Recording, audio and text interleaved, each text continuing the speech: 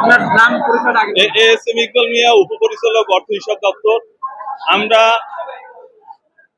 সুষ্ঠুপূর্ণভাবে direct officer association এইখানে যেখানে দাঁড়ানো আছি এখানে আমরা আন্দোলন করতেছিলাম।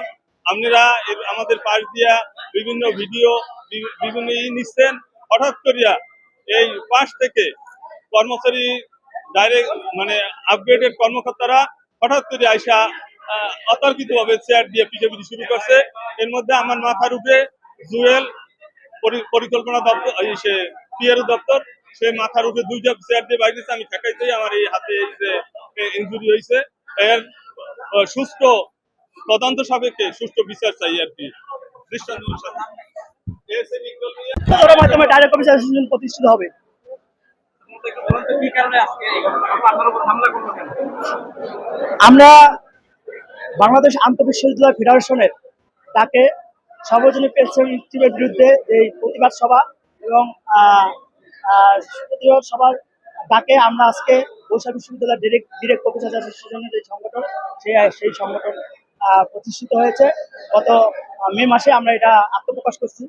কিন্তু আপনি জানেন, আপনি এই বরিশাল বিশ্ববিদ্যালয় অফিস অ্যাসোসিয়েশন নামে একটা সংগঠন আছে এবং সেই সংগঠন যে আমিও সভাপতি সাধারণ সম্পাদক, দুইবার নির্বাচিত সাধারণ সম্পাদক, দুইবার সাংগঠনিক।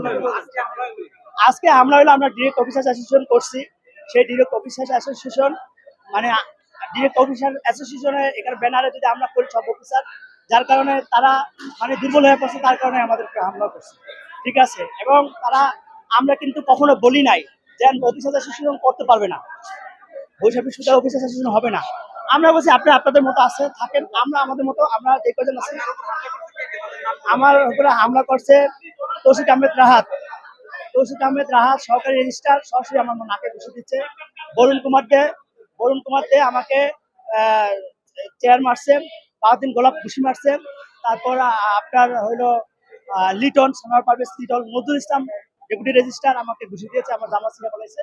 আমি যতটুকু মানবের মধ্যে আমি যাই তত দেখছি, অনেকেই আমাকে আক্রমণ করে।